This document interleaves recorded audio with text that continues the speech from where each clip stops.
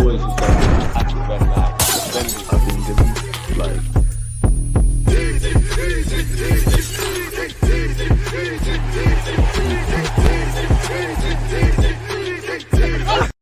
Fabrizio Romano on Arsenal's transfer business. It's going to be a very huge summer and important summer at Arsenal. Smash the like button. Is there anything we learned new there, people? It has to be. And I don't want to exaggerate, but we probably said it last season, but it feels like the most important transfer window in a very long time. We're playing catch up on what we didn't do in the summer, what we didn't do in January, maybe even what we didn't do the year before, maybe even the summer that Declan Rice was signed. You know, again, when this all said and done, I don't think Arsenal are as bad as people make out, or people that are unhappy with the man in picture here, Mikel Arteta, or another season of missed opportunities where the trophies are concerned. I definitely don't think we're as good as a lot of apologists make out. We've got a good base. We need to improve. Again, I say this, but one of the most frustrating thing is, for me, there's a lot to address from a tactical point of view, you know, breaking down low blocks, plan B, rotations, evolving the system, the manager evolving his own ethos, all of that stuff. But in terms of that and actually recruitment, is there anything that has come to haunt us this season that we never knew? We knew about the lack of depth. We know we're missing a 9, you know, going back to the days of Aubameyang. We know we need supporting acts on the left-hand side and indirectly somebody, well, Waneri's come through, but we need supporting acts on the flanks. We need to address midfield, probably need a defender or two. We need to sort out the goalkeeping situation. And, you know, again, if you think of 4 seasons for a second, people, if you consider 2025-26, right? But park off next season for a second and focus on the last 3 years. So from 2022-23 season to this point, had we have won the Prem once or twice and the Champions League this year, I still think the summer would have to go the way we need it to go in terms of additions and whatnot. A lot of these players and the squad has been together. Certain players have evolved, and certain players that were once first names on the team sheet are no longer that. Again, when Arteta and Edu were shaking up the camp and ripping up deals and looking after us in that way, it made sense. But now we've kind of indirectly stumbled across, I don't want to say a mess, but a mess. We've got several players on big contracts, players contracts winding down. We need to get to business. Now, again, you cannot take like reports for actually what's going on, if that makes sense, because we don't know. But based on reports, it seems that Berta and the recruitment team are getting a move on. Again, Trossard seems to be signing a new deal. Rumors go as high as to a 4-year deal. Partey apparently is in talks. You know, we'll get on to Kiwior in just a second. Obviously, as much as people might be frustrated, the Gabriel Jesus and the Tomiyasus are not going anywhere, but their futures are subject to speculation. You got Zinchenko could be out the door and Jorginho. So we need to probably replenish the playing squad, evolve, address key areas, probably look after the experience aspect of the team a bit as well. So I still think, long story short, I still think we would have had the summer. If we won all these things, we would still had to have done this summer, people, because again, it's been a long time. Arsenal hot for bargain striker to be Gyokeres backup. What is this? Arsenal are well placed to sign sporting striker, centre forward, better yet, Viktor Gyokeres, and they're looking increasingly good to land Jonathan David as the Swede star or support. Now, there's rumors Jonathan David's close to signing for Napoli. We all know his contract's running out. And yes, it's a free transfer, but I do think where you look at not so much Trent, but Trent Alexander-Arnold, Kylian Mbappe, you know, Jonathan David, various degrees. But people get in this trap of, yes, it's a free transfer and that there's no transfer fee, but the signing on fee, the agent fee, and the wages, people, that's a big reason beyond the obvious as to people like becoming free agents. That is going to be expensive. And you hear, you know, Jonathan David, it could be quite expensive with all those things considered. The Canada international David will leave Lille when his current contract expires in July, and a plethora of clubs across Europe are monitoring the situation as they ponder a potential deal during the 2025 summer transfer window. Inter have long been considered the front runners in the race to land David this summer, although Napoli are set to rival their Serie A competitors for his signature as per Romano, while a number of Premier League clubs are also chasing a move.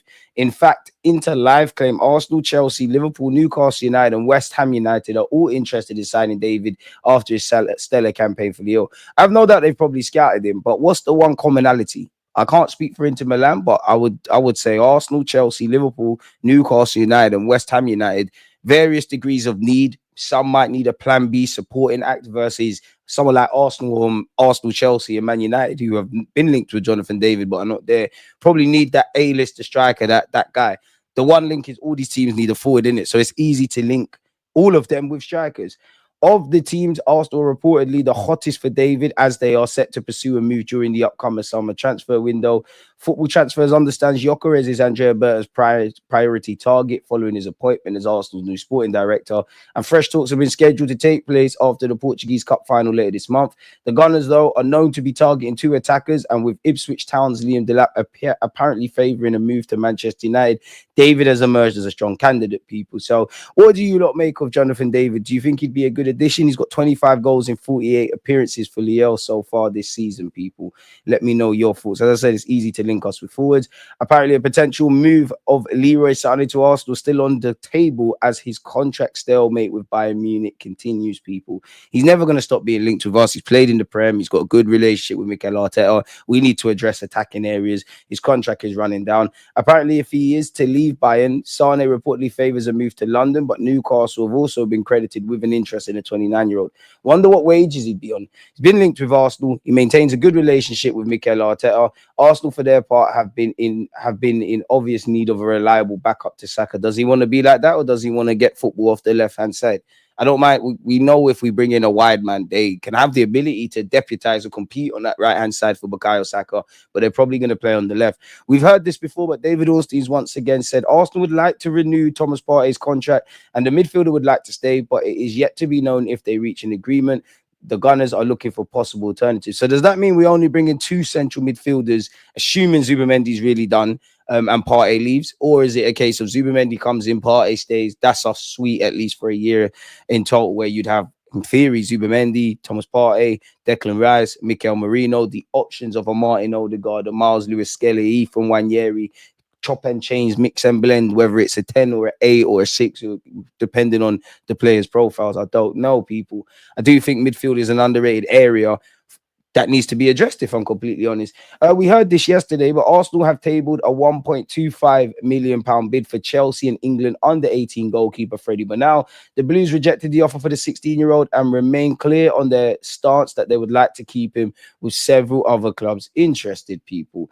In relation to Kiwior, it feels like there's been a bit of a U-turn where Kiwior is concerned, depending on where you read.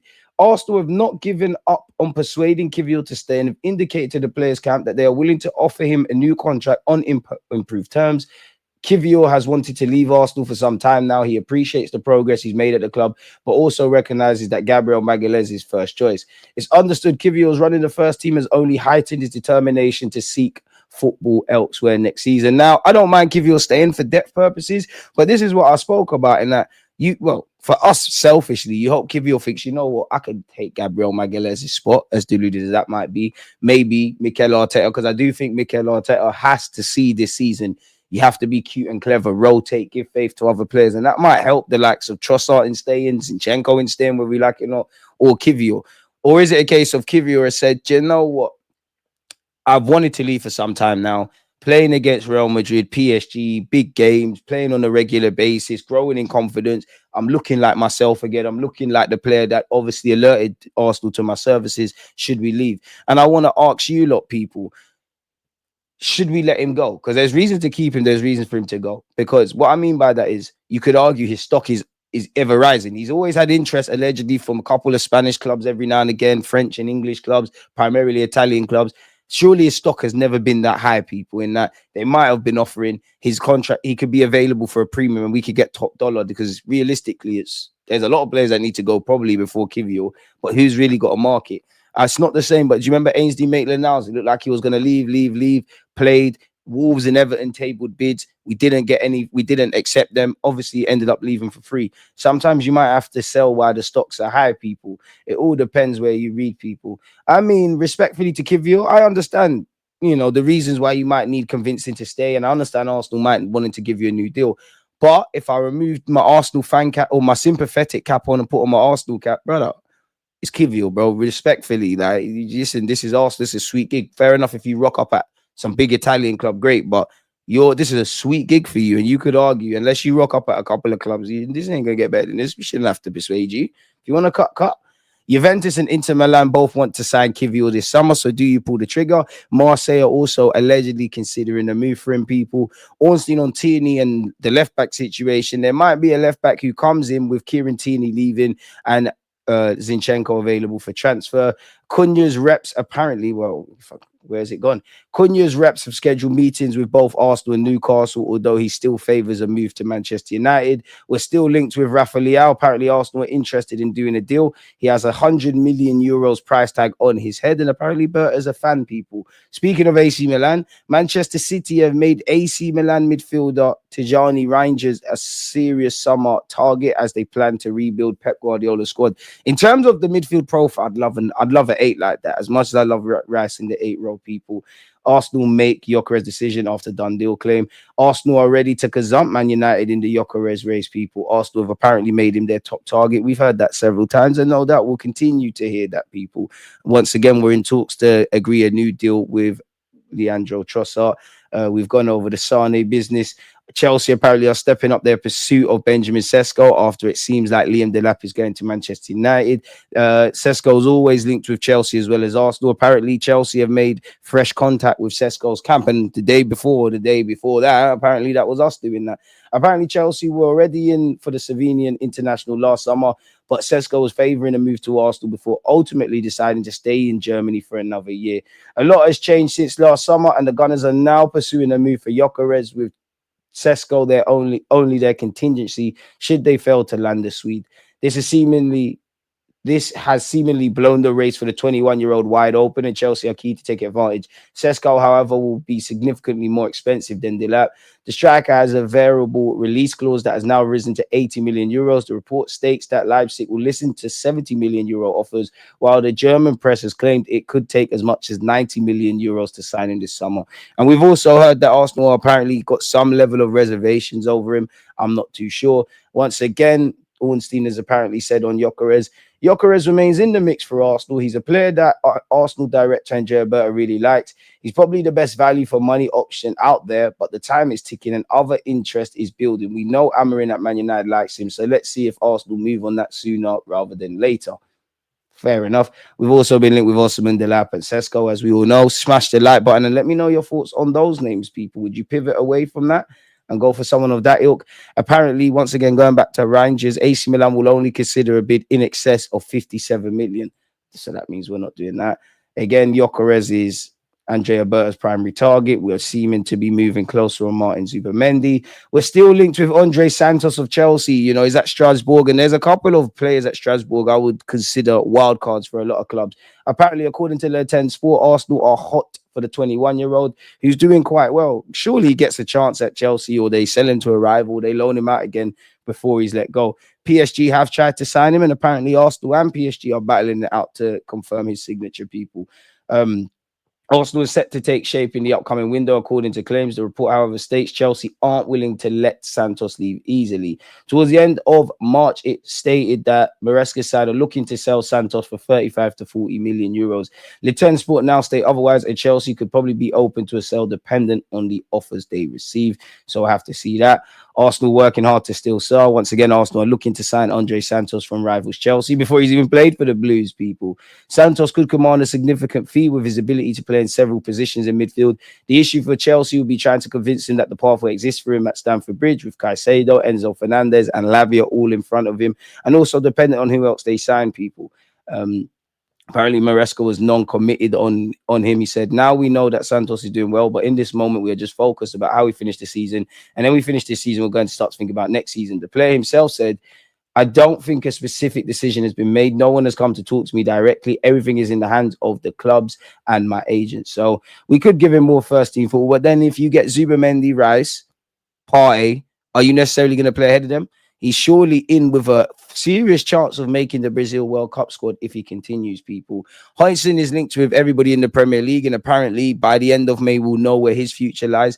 Apparently, him and his dad are ready to facilitate a move to Real Madrid if the club is interested. His father is keen on his son to join Real Madrid and is ready to make an effort for his son to achieve his dream. So it'd be interesting to see, man. Let me know your thoughts on everything we've discussed.